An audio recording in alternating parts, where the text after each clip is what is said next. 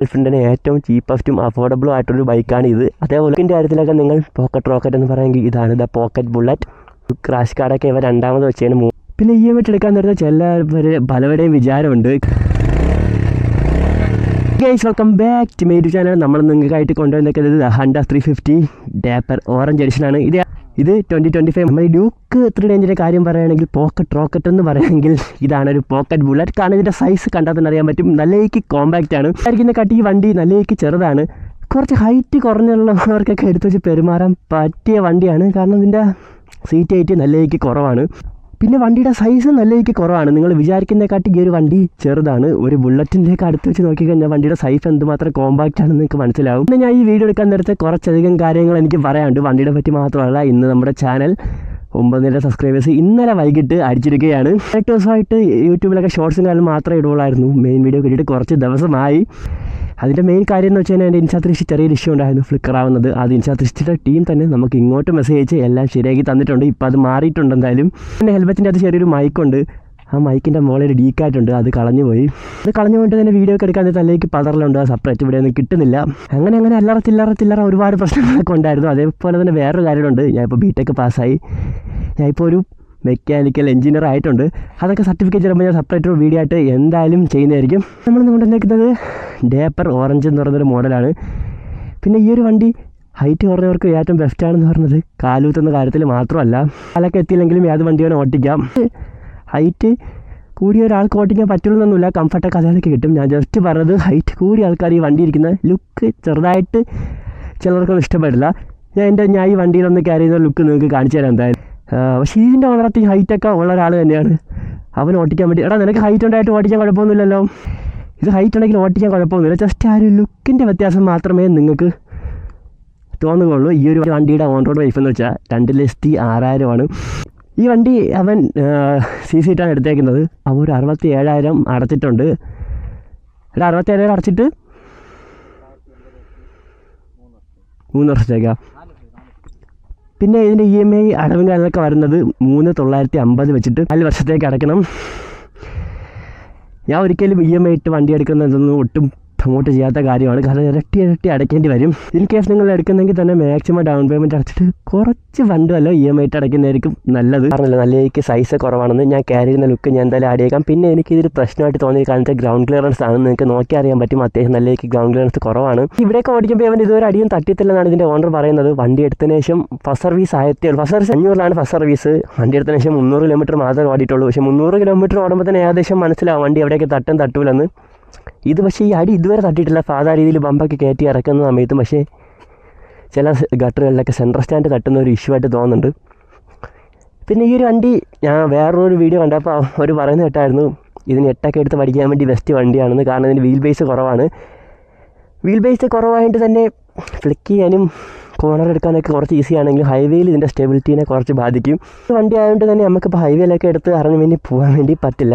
ആദ്യത്തെ few kilometres നമ്മൾ certain RPMൻ്റെ അകത്ത് തന്നെ ഓടിക്കേണ്ടി വരും. ഈ ഓണറും മര്യാദയ്ക്ക് വണ്ടി ഓടിക്കുന്ന ആളാണ്. വലിയ രീതിക്ക് കടപ്പൊന്നും കാണിക്കാത്ത ആളാണ്. പിന്നെ ഈ ഒരു വണ്ടിയിൽ ഈ ഒരു ഫ്രണ്ടിലായിട്ട് നിങ്ങൾക്കൊരു ഫോർക്ക് ബൂട്ട് കാണാൻ പറ്റും. ഗൈസ് ഇത് നല്ല യൂസ്ഫുൾ ആയിട്ടുള്ള സംഭവമാണ്.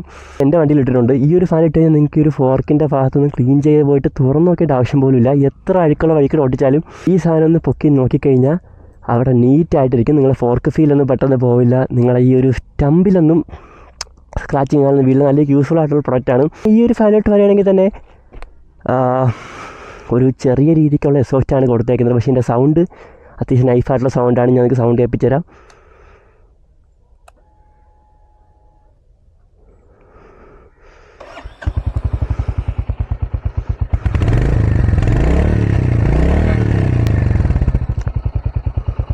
അപ്പോൾ ഇതാണ് ഇതിൻ്റെ സൗണ്ട്. പിന്നെ നമ്മളെ ചാനലിൽ സൗണ്ട് എക്സോസ്റ്റിനോട്ട് മാത്രമല്ല നമ്മൾ ഹോണും കേൾപ്പിക്കുന്നതായിരിക്കും. അത്യാവശ്യം നൈഫായിട്ടുള്ള ഹോണും ഉണ്ട്. പിന്നെ വണ്ടിയിൽ കയറി ഇരിക്കുന്ന സമയത്താണെങ്കിലും ഈ ഒരു ഡാപ്പർ ഓറഞ്ച് നിങ്ങൾക്ക് എത്രമാത്രം ഈ ഒരു ക്യാമറയെ കാണാൻ പറ്റുമെന്ന് അറിയില്ല. കാരണം ഞാൻ ക്യാമറയുടെ സെറ്റിങ്സൊക്കെ കുറച്ച് മാറ്റിയായിരുന്നു. ഇത്ര നാൾ 360 വീഡിയോ എടുത്തിട്ട് പിന്നെയാണ് ഫ്രെയിം ചെയ്ത് ഇട്ടുകൊണ്ടിരുന്നത്. അപ്പോൾ എനിക്ക് ഒറ്റ വീഡിയോ എടുത്ത് ഇൻസ്റ്റയിലും യൂട്യൂബിലും എല്ലാം ഇടാൻ പറ്റുമായിരുന്നു. പക്ഷേ അത് ഫ്ലെക്സിബിലിറ്റി നല്ലതൊക്കെ ഉണ്ടെങ്കിലും നമ്മുടെ ക്ലാരിറ്റീനെ അത് അഫക്റ്റ് ചെയ്യും. ഇപ്പോൾ ഞാൻ എന്തായാലും സിംഗിൾ ലെൻസ് മോഡിലാണ് ഇട്ടേക്കുന്നത്. അതുകൊണ്ട് ഫ്ലെക്സിബിലിറ്റി പോയാലും ക്ലാരിറ്റി ഉറപ്പായിട്ട് കൂടണം. ഈ ഒരു മീറ്റർ കൺസോളൊക്കെ ആണെങ്കിൽ ഒരു അനലോഗ് പ്ലസ് ഡിജിറ്റൽ മീറ്റർ കൺസോളാണ് പറഞ്ഞത്. ഇതൊക്കെ ജസ്റ്റ് ബേസിക്കാണ്. നമ്മൾ മീറ്ററിലൊക്കെ കാണുന്ന പോലെ trip 1 trip 2 gear position indicator, പിന്നെ neutral sensor, battery warning, ABS sensor, ഇത്ര കാര്യങ്ങളൊക്കെയാണ് ഉള്ളത്. നമ്മളെ മീറ്ററിലൊക്കെ കാണുന്ന പോലെ തന്നെ കിൽ സ്വിച്ചിൻ്റെ കൂടെ തന്നെ ഇൻറ്റഗ്രേറ്റഡ് ആയാണ് സ്റ്റാർട്ട് ബട്ടണൊക്കെ കൊടുത്തേക്കുന്നത്. പിന്നെ ഹസാർഡ് ഇൻഡിക്കേറ്റർ അത് ഞാൻ ജസ്റ്റ് പറയുന്നില്ല. പിന്നെ ഈ ഒരു മെറ്റീരിയറിൻ്റെ ആയാലും ഇതിൻ്റെ ആയാലും ഈ ഒരു ഗ്രിപ്പ് എനിക്ക് നല്ല ഇഷ്ടമാണ്. നല്ലതായിട്ട് സോഫ്റ്റ് ആയിട്ടുള്ള മീറ്ററാണ്. പിന്നെ ഇത് അത്യാവശ്യം വൈഡല്ല, ഒരു ഷോർട്ട് ഹാൻഡിൽ ബാർ ആണെങ്കിലും പക്ക സ്ട്രൈറ്റ് അല്ല, ചെറിയ രീതിക്ക് ബെൻഡുണ്ട്. നമ്മൾ കയറി ഇരിക്കുകയാണെങ്കിലും വലിയക്ക് കുഴപ്പമില്ല. ഇപ്പോൾ എനിക്ക് അത്യാവശ്യം നല്ല ഹൈറ്റ് ഉണ്ടെങ്കിലും കുഴപ്പമൊന്നുമില്ല. അത്യാവശ്യം നല്ലൊരു ക്രാഷ് കാർഡ് കൊടുത്തിട്ടുണ്ട്. നമ്മൾ കാലിങ്ങനെ എടുത്ത് വെക്കുന്ന സമയത്താണെങ്കിലും ക്രാഷ് കാർഡ് അത്യാവശ്യം നമ്മൾ വീണ് കഴിഞ്ഞാൽ നമുക്ക് പ്രൊട്ടക്ഷൻ തരണം. പിന്നെ ബാറിൻ്റെ വെയിറ്റിൻ്റെ ഭാഗത്തോട്ട് പറയുകയാണെങ്കിൽ ചെറിയ രീതിക്കുള്ള ബാറിൻ്റെ വെയിറ്റാണ് ഒന്ന് കൊടുത്തേക്കുന്നത്. നമ്മൾ മെറ്റീരിയലും ബുള്ളറ്റിലൊക്കെ ആണെങ്കിൽ വലിയ രീതിക്കുള്ള ബാറിൻ്റെ വെയിറ്റ് കാണും. പിന്നെ ഈ ഒരു ബ്രേക്കിംഗ് ക്ലച്ചൊക്കെ നോർമൽ ക്ലച്ചിലാണ് കൊടുത്തേക്കുന്നത്, അഡ്ജസ്റ്റബിൾ ഒന്നുമില്ല. പക്ഷേ ഒരു ക്ലച്ച് നിങ്ങൾക്ക് നല്ല രീതിക്ക് സോഫ്റ്റാണ്. പിന്നെ നമ്മൾ മെറ്റീരിയൽ കാണുന്ന പോലെ അത്യാവശ്യം വൈഡായിട്ടൊരു ക്ലച്ചിലാണ് കൊടുത്തത്. നമുക്ക് പിടിക്കാൻ നേരത്തെ കുറച്ചുകൂടെ നല്ല രീതിക്ക് കംഫർട്ട് ഇത് തരുന്നതായിരിക്കും. പിന്നെ ഇവിടെ ആയിട്ടൊരു ഐ ബട്ടൺ ഉണ്ട്.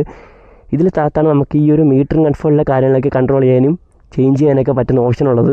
കേസിൻ്റെ ഹെഡ്ലൈറ്റ് ഇൻഡിക്കേറ്ററും എല്ലാം ഹാലജനാണ് പറഞ്ഞത്. ഇതിൽ LED ആയിട്ട് പറഞ്ഞ ഒരേ കാര്യമാണ്. ഈ ഒരു നമ്പർ പ്ലേറ്റിന് താഴെ ലൈറ്റ് ഉണ്ട്, ഇത് മാത്രമേ ഞാൻ നോക്കിയിട്ട് LED ഉള്ളൂ, ബാക്കിയെല്ലാം ഹാലജനാണ്.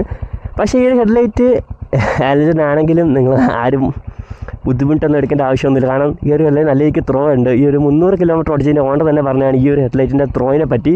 ഇതൊരു 350cc ലോങ് സ്ട്രോക്ക് എഞ്ചിനാണ്. പക്ഷേ ഇത് ഒരു ഹൈ ഡ്രൈവിംഗ് എഞ്ചിനല്ല, പക്ഷേ നല്ല രീതിക്ക് ടോർക്ക് പ്രൊഡ്യൂസ് ചെയ്യുന്ന എഞ്ചിനാണ്. നിങ്ങൾ ഈ ഒരു റോയൽ എൻഫീൽഡിൻ്റെ മിക്കുള്ള വണ്ടിയും ശ്രദ്ധിച്ച ഒരു കാര്യം അറിയാൻ പറ്റും. അത്യാവശ്യം സ്പീഡിലൊന്നും പോയില്ലെങ്കിലും നമ്മൾ ഈ ത്രിബിൾസ് അടിക്കുന്ന സമയത്തോ വെയിറ്റ് ഉള്ള ഒരാളെ ബാക്കി ഇരുത്തുന്ന സമയത്തോ ഇപ്പോൾ സ്പോർട്സ് ബൈക്കിലോ എൻ്റെ ബൈക്കിലോ ആണെങ്കിൽ നല്ല രീതിക്ക് ആ ഒരു ഫീൽ അറിയാൻ പറ്റും. വണ്ടിയുടെ പവർ കുറച്ച് കുറഞ്ഞെടുക്കും. പക്ഷേ ബുള്ളറ്റിലും റോയൽ എൻഫീൽഡ് ഏതൊരു വണ്ടിയിലും അങ്ങനെയല്ല. നിങ്ങളൊന്ന് ശ്രദ്ധിച്ച് അറിയാൻ പറ്റും എത്ര വെയിറ്റ് ഇയറിൽ വണ്ടി ഒരേ രീതിക്കായിരിക്കും പോകുന്നത്. നല്ല രീതിക്ക് വണ്ടിക്ക് വയം ഉണ്ടെന്ന് തന്നെ പറയാൻ പറ്റും. ഇതിൻ്റെ ഒരു ഫ്യൂൽ ടാങ്ക് കപ്പാസിറ്റി എന്നൊക്കെ പറഞ്ഞത് 13 ലിറ്ററിൻ്റെ ഫ്യൂൽ ടാങ്ക് കപ്പാസിറ്റിയാണ് പറഞ്ഞത്. അത്യാവശ്യം ഡീസൻ്റ് ആയിട്ടുള്ള ഫ്യൂൽ ടാങ്ക് കപ്പാസിറ്റിയാണ് ഉണ്ട്. കാരണം മൈലേജ് ഇതിന് കമ്പനി പറയുന്നത് 36ആണ്. പക്ഷേ ഇത് ഓട്ടിച്ച ഓണറിന് ഇതിൽ ലൈവ് മൈലേജോ ആവറേജ് മൈലേജൊന്നും കാണിക്കുന്നില്ല. അവനൊരു ഏകദേശം 28 അടുപ്പിച്ച് കിട്ടുന്നുണ്ട്.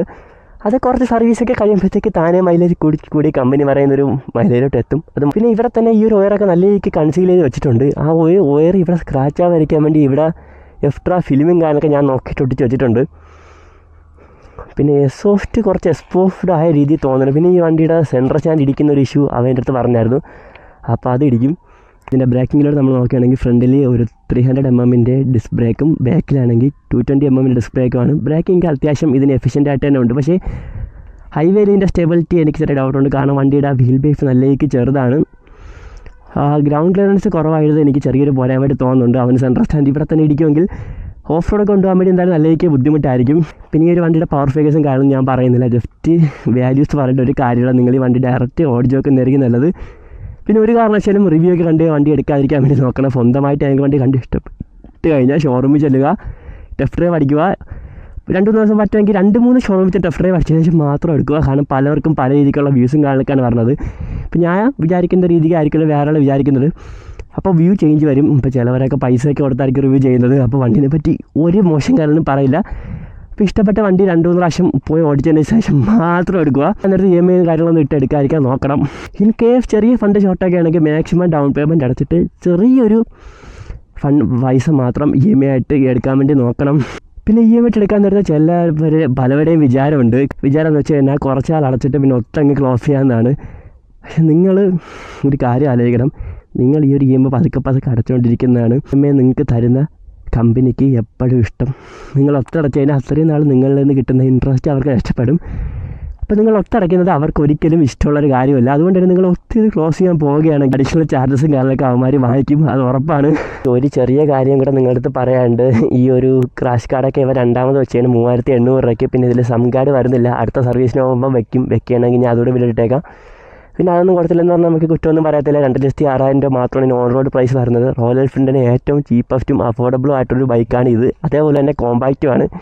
ഡ്യൂക്കിൻ്റെ കാര്യത്തിലൊക്കെ നിങ്ങൾ പോക്കറ്റ് റോക്കറ്റ് എന്ന് പറയുമെങ്കിൽ ഇതാണ് ദ പോക്കറ്റ് ബുള്ളറ്റ്. ജസ്റ്റ് വണ്ടി കുറച്ച് ഓടിച്ചിട്ട് വച്ചിട്ട് വരാം.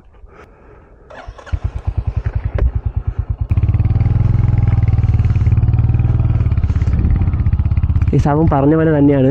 വണ്ടി നമുക്ക് ഹൈറ്റുള്ള കുറച്ച് പേർക്ക് ഇരിക്കുമ്പോൾ കുറച്ച് ആക്വേർഡ് ആയിട്ടുള്ള ലുക്ക് തോന്നിയാലും വണ്ടി ഓട്ടിക്കാൻ വേണ്ടി എനിക്ക് പ്രത്യേകിച്ച് കുഴപ്പമൊന്നുമില്ല. നല്ലതിക്ക് കംഫർട്ടാണ്. പിന്നെ ഈ ഒരു വീഡിയോയിൽ ചിലപ്പോൾ ചെറിയ വിൻ നോയ്സ് നല്ല രീതിക്ക് അടിക്കാൻ ചാൻസ് ഉണ്ട്. കാരണം ഞാൻ പറഞ്ഞില്ല എൻ്റെ ഒരു ഡീക്കാറ്റ് സാധനം കളഞ്ഞു പോയത്. പിന്നെ ഗൈസിൻ്റെ സസ്പെൻഷൻ അത്ര ഒരു ഡീഫൻ്റ് അല്ല. ഇങ്ങനെയുള്ള ഗട്ടർ ഓടിക്കുമ്പോഴത്തേക്ക് കുറച്ച് മോശമായിട്ട് എനിക്ക് ഫീൽ ചെയ്യുന്നുണ്ട്. പക്ഷേ വണ്ടി ഓടിക്കാൻ വേണ്ടിയൊക്കെ നല്ല കംഫർട്ടുണ്ട്. പിന്നെ അതിൻ്റെ ഷോർട്ടർ വീൽ ബേസ് എനിക്കിപ്പോൾ നല്ല രീതിക്ക് മനസ്സിലാവും. ആ ഒരു ട്രെല്ലിൻ്റെ വീഡിയോയിലൊക്കെ എട്ടെടുക്കാൻ വേണ്ടി എളുപ്പമാണെന്ന് പറഞ്ഞ കാര്യം എനിക്കിപ്പോൾ മനസ്സിലായി. നല്ല രീതിക്ക് നമുക്ക് ഈ ചെറിയ റോഡിലേക്ക് കിടത്തി മുളച്ചൊക്കെ എടുത്തുകൊണ്ട് ഈ ഒരു വണ്ടി കൊണ്ട് പോകാൻ പറ്റും. ഞാൻ പിന്നെ ഇത് ചെറിയ റോഡിൽ തന്നെ ഓട്ടിക്കുന്നതെന്ന് വെച്ച് കഴിഞ്ഞാൽ ഒരുപാട് പേര് ചെയ്ത റിവ്യൂ എല്ലാം നോക്കിയപ്പോഴത്തേക്ക് എല്ലാവരും മെയിൻ റോഡിലൊക്കെയാണ് ഈ ഒരു വണ്ടി ഓട്ടിച്ച് വീഡിയോ ഇട്ടിട്ടുള്ളത്. പിന്നെ വലിയ രീതിക്ക് വൈബ്രേഷനും കാര്യങ്ങളൊന്നും ഹാൻഡിലൊന്നും നമ്മൾ നോർമൽ ബുള്ളറ്റ് കിട്ടുന്ന കണക്കൊന്നും കിട്ടുന്നതൊന്നുമില്ല. പിന്നെ ഞാൻ ബി.ടെക് പാസ്സായിട്ടുണ്ട്. നമ്മളിപ്പോൾ 9,000 സബ്സ്ക്രൈബേഴ്സ് എത്തിയിട്ടുണ്ട്. ഞാൻ ഇപ്പോഴേ പറയുന്ന കാര്യമെന്ന് വെച്ച് കഴിഞ്ഞാൽ ഞാൻ വേണ്ടി എല്ലാം ചെയ്യാമെന്ന് പറയുന്നില്ല. വീഡിയോ ഇഷ്ടപ്പെട്ട് കഴിഞ്ഞാൽ തീർച്ചയായിട്ടും ലൈക്ക് അടിക്കണം.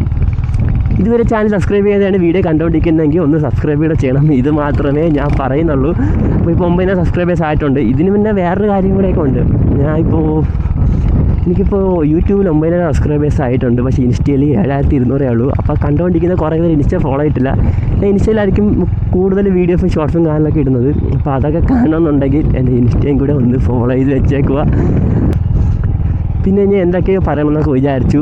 ഞാൻ മെയിനായിട്ട് ഇതിൽ എൻ്റെ EMI ഡീറ്റെയിൽസ് പറഞ്ഞിട്ടുണ്ട്. വണ്ടിയുടെ ജസ്റ്റ് നോർമൽ രീതിക്ക് ഓടിക്കേണ്ട ഒരു കംഫർട്ട്. പിന്നെ ബ്രേക്കിംഗ് ഒക്കെ ഇവിടെയൊക്കെ ഓടിക്കുമ്പോൾ അത്യാവശ്യം നല്ലൊരു കംഫർട്ടുണ്ട്. ഇപ്പോൾ ഹൈവേയിലൊക്കെ കയറി ടോപ്പ് സ്പീഡൊക്കെ ചെക്ക് ചെയ്യാന്ന് വെച്ച് കഴിഞ്ഞാൽ വണ്ടിയുടെ ഫസ്റ്റ് സർവീസ് പോലും ആയിട്ടില്ല. വെറും 300 കിലോമീറ്ററിലാണ് ചെറുക്ക് നമുക്ക് തന്നിട്ടുള്ളത്. പിന്നെ അവൻ്റെ ഇരിച്ചാടിയും കാലൊക്കെ ഞാൻ ഡിസ്ക്രിപ്ഷനിൽ കൊടുത്തേക്കാം. പിന്നെ ഫസ്റ്റ് സർവീസൊക്കെ ആയിക്കഴിഞ്ഞാൽ ഇതിൻ്റെ മെയിൻ്റനൻസ് കോസ്റ്റും കാലൊക്കെ പറയത്തുള്ളൂ. ജസ്റ്റ് ഒന്ന് തിരക്കിയപ്പോഴത്തേക്ക് 500 എന്നാണ് അറിഞ്ഞത്. അതൊക്കെ ഞാൻ അടുത്തടുത്ത വീഡിയോസിൽ അപ്ഡേറ്റ് ചെയ്തേക്കാം. ഇപ്പം ഞാൻ എന്തായാലും വണ്ടിയുടെ ഒരു ഫസ്റ്റ് ഇംപ്രഷൻ പോലെ ഈ ഒരു വണ്ടി എടുത്ത് ചെയ്തതാണ്. പിന്നെ വണ്ടി നല്ലതായിട്ട് ടോർക്കിയാണ് എന്ന് വെച്ച് കഴിഞ്ഞാൽ ബുള്ളറ്റിൻ്റെ കാര്യത്തിൽ ഞാൻ നേരത്തെ പറഞ്ഞിട്ടുണ്ട്. നമുക്ക് ഇപ്പോൾ 2 പേരെ ഇരുത്തിപ്പോയാലും 3 പേരെ ഇരുത്തിപ്പോയാലും നമ്മൾ ആ ഒരു ഡിഫറൻസ് അറിയാനേ പോകുന്നില്ല. Normal sports bike പോലെയൊന്നുമല്ല. 4x4 അടിക്കുന്ന അത്ര ലീഗലായിട്ടുള്ള കാര്യമല്ല. പോയതിന് ഫൈൻ കിട്ടും. ഞാൻ ജസ്റ്റ് ഒരു ഇൻഫോർമേറ്റീവ് പർപ്പസിന് വേണ്ടി മാത്രമാണ് ആ ഒരു കാര്യമൊക്കെ നിങ്ങൾക്ക് വേണ്ടി പറഞ്ഞു തന്നത്. റൈഡ് എഫിന് ഇത് പെർഫെക്റ്റ് ബൈക്കായിരിക്കുമെന്ന്. അത് ലുക്കിൻ്റെ ബേസിലും നമ്മൾ വണ്ടിയിലിരുന്ന് പോകുന്നത് കാണാനുള്ളൊരു രസം കൊണ്ട് മാത്രമാണ്. അല്ലാതെ ഹൈറ്റ് ഉള്ളവർക്കും ആർക്ക് വേണം വണ്ടി നല്ല രീതിക്ക് കംഫർട്ടബിളാണ്. ഇതിൻ്റെ ഓണറും ഏകദേശം എൻ്റെ അത്ര ഹൈറ്റൊക്കെ ഉണ്ട്. അവന് വണ്ടി നല്ല രീതിക്ക് കംഫർട്ടോടെ തന്നെയാണ് ഓട്ടിക്കുന്നത്. പിന്നെ ഈ ഒരു ഫ്രെയിമിൽ എന്തെങ്കിലും വ്യത്യാസം ക്യാമറ ചരിഞ്ഞൊക്കെ ഇരിക്കുന്നെങ്കിൽ നിങ്ങളൊന്ന് ക്ഷമിക്കണം. അതിപ്പോൾ എനിക്ക് മാറ്റാൻ പറ്റില്ല. ഞാൻ മുമ്പൊക്കെ 360 വീഡിയോ എടുത്തുകൊണ്ടിരുന്നത്. അപ്പോൾ എന്തെങ്കിലും പ്രശ്നം ഉണ്ടെങ്കിൽ തന്നെ എനിക്ക് ഫ്രെയിം ചെയ്ത് അങ്ങോട്ടോ ഇങ്ങോട്ടോ ആക്കാം. ഇപ്പോൾ എനിക്ക് അങ്ങോട്ട് നോക്കാതെ തന്നെ ആ ഒരു ഫലോട്ട് ഫ്രെയിം കാണിക്കാൻ പറ്റുമെന്ന്. പക്ഷേ ഇപ്പോൾ അതൊന്നും പറ്റില്ല. പക്ഷേ അത് ഉറപ്പായിട്ടും ഇതിൻ്റെ ഒരു വീഡിയോ ക്ലാരിറ്റിയിൽ എൻഹാൻസ് ചെയ്തിട്ടുണ്ടെന്ന് തന്നെ തോന്നുന്നു. ഇപ്പോൾ എന്തായാലും ആ ഒരു ഗ്ലിച്ചിങ് കാരണമൊക്കെ പോയെന്ന് തോന്നുന്നതല്ല, പോയിട്ടുണ്ട്. അഥവാ അങ്ങോട്ടുമായിട്ടൊരു ഗ്ലിച്ച് ഉണ്ടെങ്കിൽ അത് ഞാൻ തലയിട്ട് കുലിക്കുന്നതായിരിക്കും. നമ്മൾ ഇൻസ്റ്റാ 360 സപ്പോർട്ട് ചെയ്യുമ്പോൾ നമുക്ക് ഇങ്ങോട്ട് മെസ്സേജ് എല്ലാം ശരിയാക്കി തന്നിട്ടുണ്ട്. പിന്നെ എൻ്റെ ഒരു ക്യാമറയ്ക്ക് GoPro അത്ര ക്ലാരിറ്റി കിട്ടാത്തത് ഞാനൊരു 360 വീഡിയോ എടുത്തുകൊണ്ടായിരിക്കും. ഇതിൽ കൂടുതലും ഞാൻ വേറെ കാര്യങ്ങളൊക്കെയാണെന്ന് തോന്നുന്നു പറയുന്നത്. ബൈക്കിൻ്റെ കാര്യം വളരെ കുറച്ചേ പറഞ്ഞിട്ടുള്ളൂ. പക്ഷേ ഏകദേശം സ്പെക്കും കാരണം നോക്കി വണ്ടി നിർത്തിയിട്ട് കാര്യമൊന്നുമില്ല. ജസ്റ്റ് നിങ്ങളിപ്പോൾ ഓടിച്ച് നോക്കുക. നിങ്ങൾക്ക് ആ ഒരു വണ്ടി അഫോർഡബിളുമാണ്, ഇഷ്ടവുമാണ്, ഓടിച്ചിട്ട് കംഫർട്ടബിൾ ആണെങ്കിൽ മാത്രം എടുക്കുക. പിന്നെ ഞാൻ വലിയ രീതിക്ക് കട്ടറൊന്നും കൊണ്ടിട്ടില്ല. അടി ഭാഗമൊക്കെ തട്ടണം ചെക്ക് ചെയ്യാൻ വേണ്ടി. കാരണം അവൻ്റെ വണ്ടിയാണ്. പുതിയ വണ്ടി തട്ടിക്കഴിഞ്ഞാൽ ശരിയാവില്ല. പക്ഷേ അടി തട്ടാൻ വേണ്ടി നല്ലതിലേക്ക് ചാൻസ് ഉണ്ട്. അപ്പോൾ ഓഫ് റോഡിങ് കാര്യങ്ങളൊന്നും ഈ ഒരു വണ്ടിയും കൊണ്ട് പോകാത്തതായിരിക്കും നല്ലത്. ഇൻ കേസ് ഒരു അഫോർഡബിൾ റേറ്റിൽ ഒരു ബുള്ളറ്റ് പ്ലാൻ ഉണ്ടെങ്കിൽ ഇതായിരിക്കും നിങ്ങൾക്ക് ഏറ്റവും പറ്റിയ ഓപ്ഷൻ. ഇതിന് 3 പ്രത്യേകതയുണ്ട്. അഫോർഡബിളാണ്, കോമ്പാക്റ്റാണ്, പിന്നെ നല്ല രീതിക്ക് നിങ്ങൾക്ക് എടുത്ത് വെച്ച് പെരുമാറാനും പറ്റും. അത്യാവശ്യം പവറും കാര്യങ്ങളൊക്കെ ഉണ്ട്. നിങ്ങൾക്ക് ഏത് റോഡിൽ എങ്ങനെ വേണമെങ്കിൽ വണ്ടി ഓടിക്കാനൊക്കെ പറ്റും. ഈ ഒരു വീഡിയോ ഞാൻ ഇവിടെ കൊണ്ട് നൈസിനെങ്കിൽ വൈൻഡ് അപ്പ് ചെയ്യുകയാണ്. ഇതിൽ ഞാൻ ജസ്റ്റ് കുറച്ച് കളിൽ മാത്രമൊക്കെയാണ് പറഞ്ഞിട്ടുള്ളത്. ഫസ്റ്റ് സർവീസ് സെക്കൻഡ് സർവീസ് ഒക്കെ കഴിഞ്ഞാൽ ഇതിൻ്റെ മെയിൻ്റനൻസ് കോസ്റ്റും കാണാനൊക്കെ പറയത്തുള്ളൂ. എനിക്കിതിലിപ്പോൾ ഓടിച്ചൊരു സസ്പെൻഷൻ കുറച്ച് വീക്കാണ്. ബാക്കി വണ്ടി പെർഫെക്റ്റാണ് നിങ്ങൾക്ക് ഓടിക്കാൻ നേരത്തായാലും. അപ്പോൾ നിങ്ങൾക്ക് എന്തെങ്കിലും ഡൗട്ടും അഭിപ്രായങ്ങളിലൊക്കെ ഉണ്ടെങ്കിൽ കമൻറ്റ് ചെയ്തേക്ക്. എന്തെങ്കിലും ഡൗട്ട് എക്സ്ട്രാ ആയിട്ടുണ്ടെങ്കിൽ എൻ്റെ ഇൻസ്റ്റാ ഐഡിയിൽ നിന്ന് മെസ്സേജ് അതിൽ നിങ്ങൾക്ക് എൻ്റെ അക്കൗണ്ട് ബയോത്തിന് എടുത്തിട്ടുണ്ട്. അപ്പോൾ പുതിയ വീഡിയോ കാണുന്നവരെ ബൈ.